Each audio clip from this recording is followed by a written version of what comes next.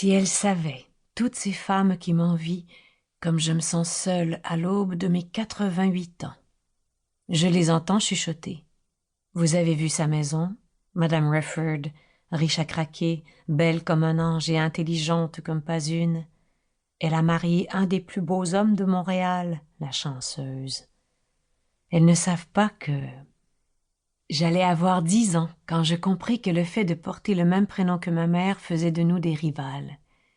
Lorsqu'elle regardait son mari, pas un mot, mais une telle lumière, un tel sourire, que pour lui.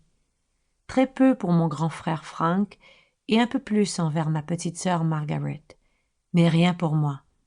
Le mot Elsie sortit de la bouche de mon père, une caresse à mon oreille, le jeu d'un archet sur les cordes du violon, mon instrument préféré.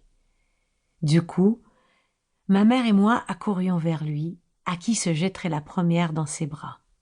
Il était si beau, si grand, si affectueux, Robert Megan.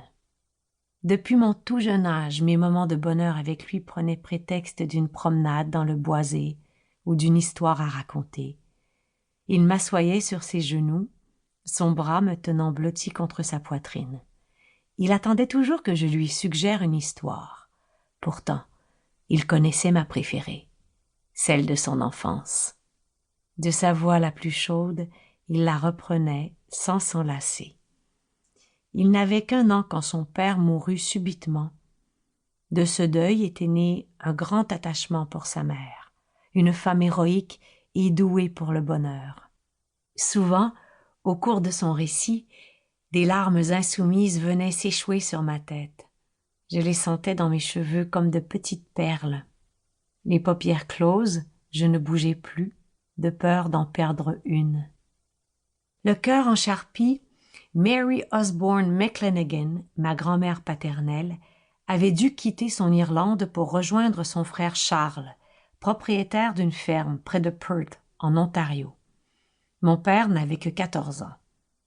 Combien de soirées depuis cet exil les 3 McLennigan ont passé à échanger avec nostalgie les souvenirs de leur vécu à Dungiven, leur terre natale.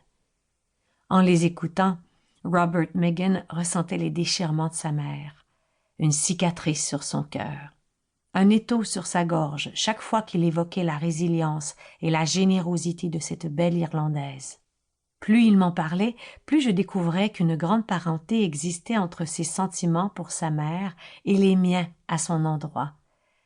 Il m'a fallu y réfléchir longuement avant que je décide de lui révéler « Je vous comprends, papa. Cet amour pour votre mère, je l'ai reçu en héritage. C'est le même que je ressens pour vous. » Un battement de cils, un sourire retenu, me dirent qu'il s'en réjouissait. Visiter cette grand-maman me plongeait dans un univers que je ne retrouvais nulle part ailleurs. Je ne me lassais de l'observer, fascinée par cette flamme qui l'habitait quand elle évoquait son Irlande natale. Une flamme attisée par des souvenirs, les uns réjouissants, d'autres douloureux. Son mari, grenadier dans le 17e Royal Irish Regiment, était mort sur les champs de bataille de la British Forces to China en janvier 1838, laissant derrière lui Mary, son épouse, alors âgée de 43 ans, leurs 5 fils et leurs 3 filles. Je ne pouvais m'empêcher de reporter ce drame sur ma propre famille et d'appréhender la détresse que nous causerait l'absence de mon père. Maman a maintenant le même âge qu'avait ma grand-mère Mary quand elle devint veuve. C'est la faute des guerres, tout ça. J'espère qu'il n'y en aura plus jamais sur notre planète. Ai-je souhaité. Pour continuer à écouter ce livre audio gratuitement, cliquez sur le lien dans la description et vous pourrez l'écouter en entier sans frais grâce à l'essai de 30 jours d'Audible.